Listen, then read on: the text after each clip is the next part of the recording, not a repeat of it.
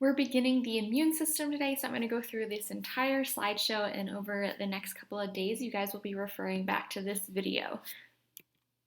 All right, the function of the immune system. The immune system is a collection of mechanisms that protects against disease by identifying and killing what's called pathogens and tumor cells. So what is a pathogen? Well, a pathogen is an organism or virus that causes a disease or disorder. The immune system detects a wide variety of agents from viruses, bacteria, fungi, and parasites. So those are all known as pathogens. And it needs to distinguish them from our own healthy cells and tissues, obviously, because we don't want our own body attacking itself. Pathogen types, so let's talk about each different type here. Pathogens include various types. We said bacteria, viruses, fungi, and protists are different types of pathogens. We learned about this a little bit in probably, I think it was like January, or maybe it was December, I can't remember now. Infectious diseases can include things, these are just examples, like the measles, mumps, pneumonia, chickenpox, HIV and AIDS, etc. Your body has 3 lines of defense. So its first line is the barriers that keep pathogens away, so like your skin. Your second line of defense is your inflammatory response. So maybe you get allergies really bad in the springtime once the pollen comes out, or maybe you even have allergies like in the fall. Some people can get allergies throughout the entire year. Or maybe you get stung by a bee and it gets really swollen wherever the bee sting is. That's your inflammatory response. And if you've ever felt where it's swollen and red, or maybe even if you get a cut, like even just a paper cut, it starts to kind of get a little puffy and a little red around the area. And that's because your body is sending a ton of little tiny, we'll learn about these specific cells, but B cells, along with what we learned about, I think it was last week or 2 weeks ago, with your platelets. It sends those to close it up. So if you touch it, it might feel even kind of warm, and that's because it's sending more blood to that area. So that way the platelets can form. So if you ever wonder why you get warm or puffy in the area that you got stung or a cut, that's your body's inflammatory response. Your third line of defense is the immune response, so your immune system, which has a lot to do with your white blood cells, along with B cells and T cells, and we'll talk about those. Let's talk about the first line, so the barriers. The skin is waterproof. It has destructive oils and sweat to help kill off pathogens. Your breathing passages or nasal passages, trachea, bronchi, and lungs are lined with ciliated epithelial cells that we talked about last week that secrete mucus. And these pathogens are then trapped in that mucus, and they can either be expelled when you sneeze or cough, or swallowed, and then your stomach acid can destroy them. If there's too many of them, though, and your immune system can't handle the amount of pathogens, that's when you usually get sick. Your mouth and stomach, saliva and stomach acids aid in killing off pathogens. We just kind of mentioned that there. Second line of defense. All right, damaged cells trigger the release of histamines. Histamines are the special little things that aid in the response to something like allergies or a bee sting. If you've ever heard of taking an antihistamine, that's going to basically calm down the histamines, so that way they don't cause that inflammatory response. So maybe someone who has an allergic reaction to bee stings and they have an EpiPen or some sort of antihistamine that helps that swelling go down, because you don't want, let's say you're really allergic to bee stings and your throat starts to swell up because your body's just acting on a response to send lots of histamines, right?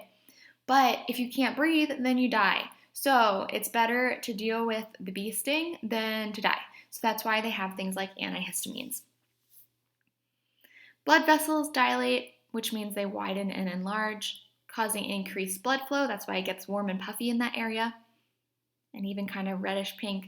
They leak plasma and white blood cells into the area. Remember, white blood cells help with your immune system. It causes swelling, redness, tenderness, and could even cause fever. Now let's talk about third line, which is the immune system. White blood cells. We talked about these guys a little bit when we talked about blood. But white blood cells consist of all kinds of different types of cells. So you have Basophils, eosinophils, neutrophils. These are different types of white blood cells. They are considered phagocytes and lymphocytes. So a phagocyte attacks and engulfs and eats pathogens and destroys them. The three main types of those are the basophils, eosinophils, and neutrophils. Here's some microscope examples of what those guys look like. They call the phagocytes because a phage, or to phagocyte something, is to engulf it and to eat it or attack it. So those are really helpful in your immune system because they're trying to attack and eat the bad stuff, whatever that bad pathogen might be. All right, immune response continued. Antigen, antibody might be familiar terms to you guys, maybe not. So an antigen is usually a protein found on the cell membrane of the pathogen that has attacked the body. An antibody is a protein, it's non-living, that reacts with antigen to mark the pathogen, allowing it to be recognized and then eaten by a phagocyte. So think of it this way. If you wanted to get rid of weeds in your lawn or something like that. So let's say you have this nice, beautiful lawn, and then you've got patches of this really annoying grass called crabgrass, and that's usually the grass we try to get rid of because we want that nice, luscious, green, soft grass in our yards, right? My dad is a landscaper, so that's the reason why I know this. But what he would do is he would go around the yard and put little flags in the little patches of crabgrass. So he could go around and spray them with some sort of pesticide to try to kill that crabgrass, and then he would just replant some normal, luscious grass in place once the crabgrass died. So your body kind of does the same thing. It flags it, a bad cell, or an antigen, or not an antigen. It flags a bad cell or a pathogen. And then your body recognizes that flag. Oh, we need to spray and fertilize there and get rid of that bad crabgrass. Obviously, your body doesn't have crabgrass in it, right? But it's flagging it in the same way as that analogy I gave you guys. So then your body knows to destroy it.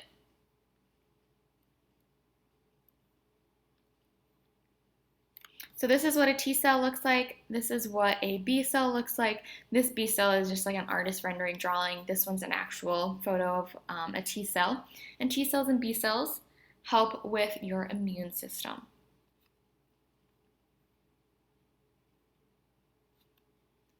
White blood cells. So the lymphocyte white blood cells produce antibodies.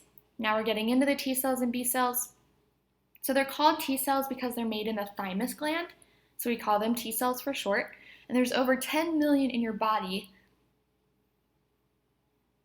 And they're each able to recognize specific antigens. Remember, antigens are like the little flags, the markers.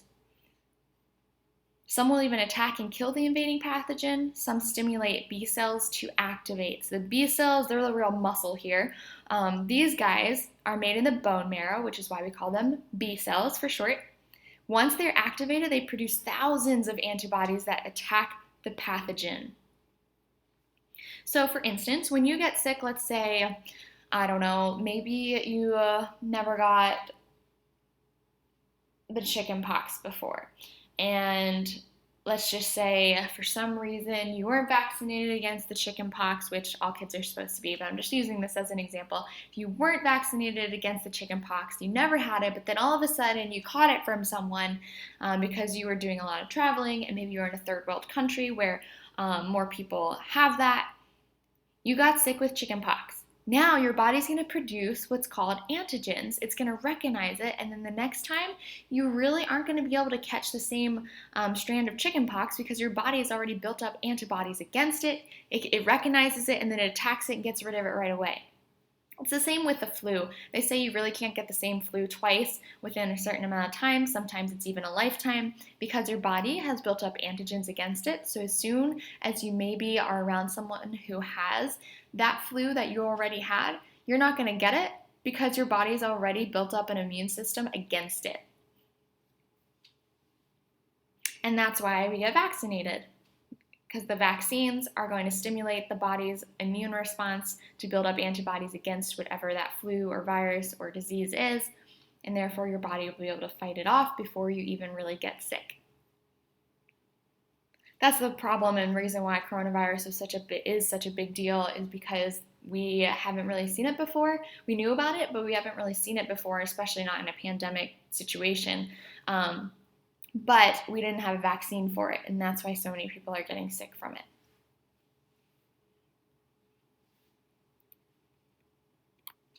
All right, that brings us to the end of the immune system.